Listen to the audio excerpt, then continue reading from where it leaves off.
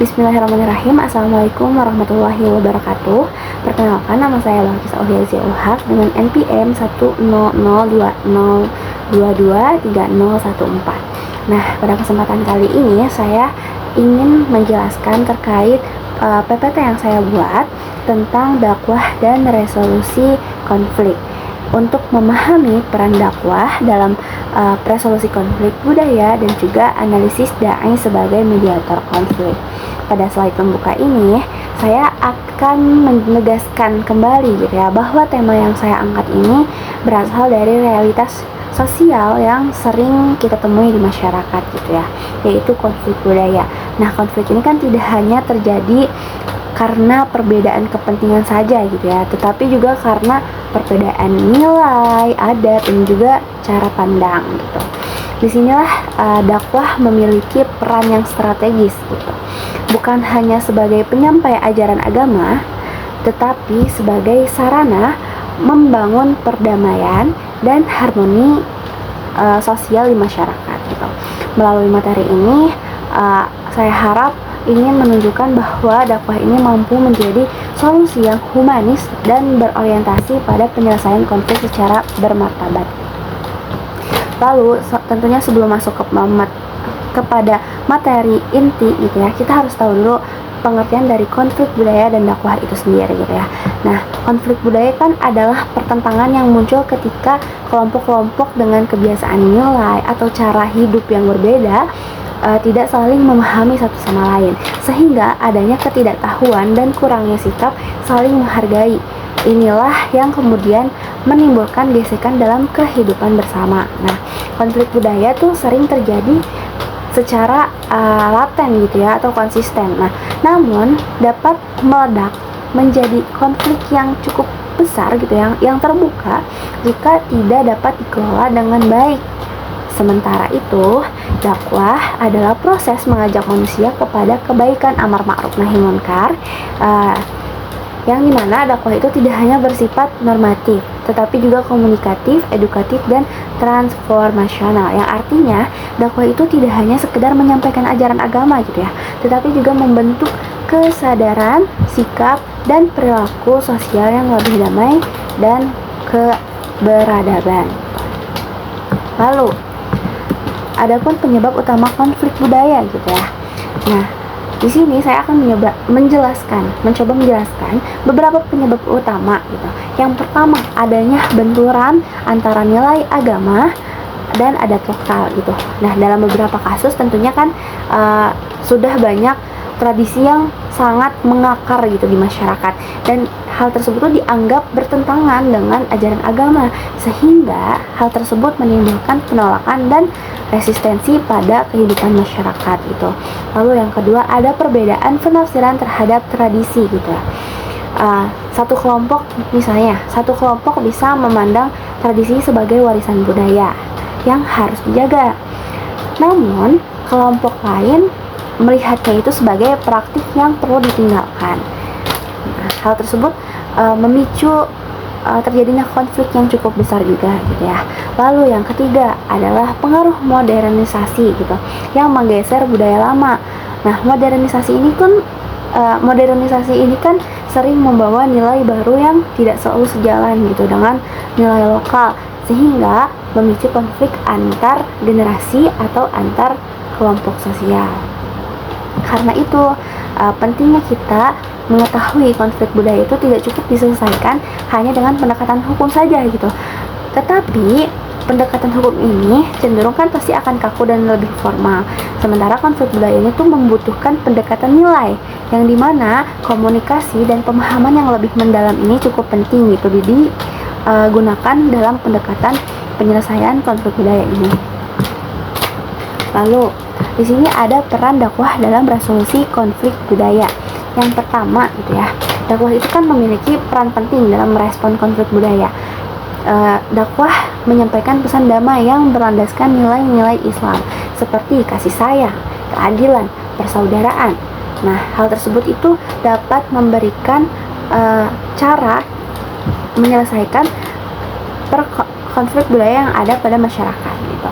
Yang kedua, ada dakwah menanamkan nilai toleransi agar masyarakat dapat menerima perbedaan tanpa harus mengorbankan keyakinannya.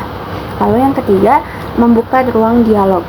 Nah, melalui dialog itu, pihak-pihak yang memiliki konflik atau yang berkonflik dapat saling mendengar, dapat saling memahami sudut pandang masing-masing gitu, dan mencari titik temu yang bisa dapat menyelesaikan masalahnya gitu. Ya, saya melihat kalau misalnya dakwah ini bukan sebagai alat pemaksaan gitu, melainkan sebagai sarana untuk membangun kesadaran kolektif untuk hidup berdampingan secara damai. Lalu ada pendekatan dakwah. Nah, dalam resolusi konflik budaya, tentunya dakwah harus menggunakan pendekatan yang tepat. Jika tidak, maka akan semakin terpecah belah gitu. Yang pertama yaitu ada bil hikmah, yaitu berdakwah dengan kebijaksanaan, yang dimana dai itu perlu memahami gitu konteks budaya yang ada pada masyarakat tersebut sebelum menyampaikan suatu pesan agar dakwahnya itu tidak menyinggung atau memicu konflik baru dan dapat diterima dan dipahami secara mudah oleh para mad'unya gitu. Lalu yang kedua itu ada mau'izah hasanah. Nah, ini itu memberikan nasihat dengan cara yang lembut dan menyentuh hati. Artinya, pendekatan ini menekankan empati dan juga kasih sayang gitu, bukan penghakiman dan pemaksaan.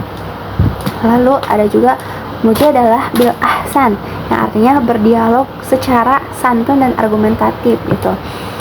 Dalam konteks konflik gitu ya, dialog yang sehat itu sangat penting agar perbedaan dapat dibahas secara rasional dan juga beradab, sehingga meminimalisir konflik baru terjadi gitu. Lalu ada dai sebagai mediator konflik. Nah, kalau dai memiliki posisi strategis dalam masyarakat karena beberapa alasan. Yang pertama, dai ini dipercaya sebagai dai ini dipercaya secara moral oleh masyarakat gitu. Yang kedua, dipandang sebagai figur panutan yang memiliki otoritas keilmuan yang lebih jauh lagi dan spiritualitasnya yang cukup matang gitu. Lalu yang ketiga yaitu dai memiliki pengaruh sosial yang cukup kuat. Nah, sebagai mediator, dai ini berperan sebagai apa gitu ya? Yang pertama, menjembatani komunikasi pihak yang berkonflik, yang dimana dapat membantu menenangkan emosi yang memanas serta mengarahkan konflik menuju solusi yang berlandaskan nilai-nilai Islam gitu. Nah, peran ini menuntut apa? Menuntut dai untuk bersikap adil, bijaksana, dan juga tidak provokatif. Lalu, kompetensi apa sih? Kompetensi dai yang bagaimana untuk menjadi mediator gitu ya. Nah, agar efektif ya dalam menjalankan peran tersebut, dai ini harus memiliki beberapa kompetensi penting. Kompetensi sosial budaya ya.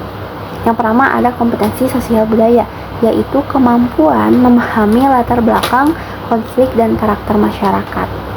Kita di sini mampu mendengar hal-hal yang terjadi dan dapat melihat situasi dan kondisi pada masyarakat itu sendiri gitu. Yang kedua itu komunikasi empatik, yaitu kemampuan mendengar secara aktif dan memahami perasaan pihak yang berkonflik. Lalu yang ketiga ada pengendalian diri agar dai tidak terbawa emosi atau kepentingan pribadi. Yang keempat ada netralitas. Nah, kalau ini artinya kita tidak memihak pada salah satu kelompok. Nah, hal ini menunjukkan apa? Peran dai di era modern ini tidak cukup hanya menguasai teks agama saja gitu, tetapi juga harus memahami dinamika sosial masyarakat.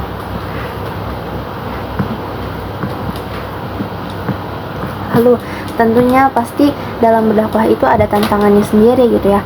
Apalagi di era digital, konflik budaya ini menjadi semakin kompleks. Media sosial itu mempercepat penyebaran konflik, seringkali tanpa klarifikasi yang memadai. Nah, narasi-narasi provokatif mudah viral dan memicu polarisasi di masyarakat.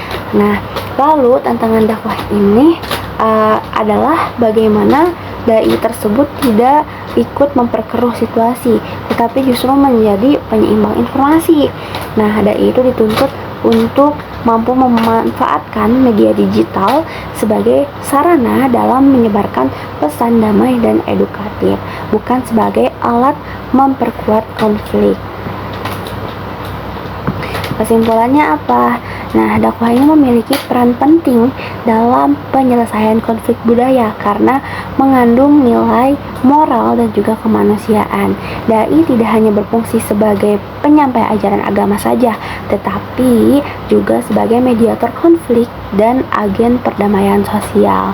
Jika dakwah dijalankan dengan pendekatan yang bijaksana dan kontekstual, maka konflik dapat diubah menjadi sarana membangun persatuan dan keharmonisan masyarakat.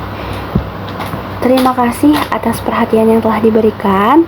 Semoga materi yang saya sampaikan dapat menambah wawasan dan juga kesadaran kita semua tentang pentingnya dakwah sebagai jalan resolusi konflik dan perdamaian sosial. Terima kasih. Wassalamualaikum warahmatullahi wabarakatuh.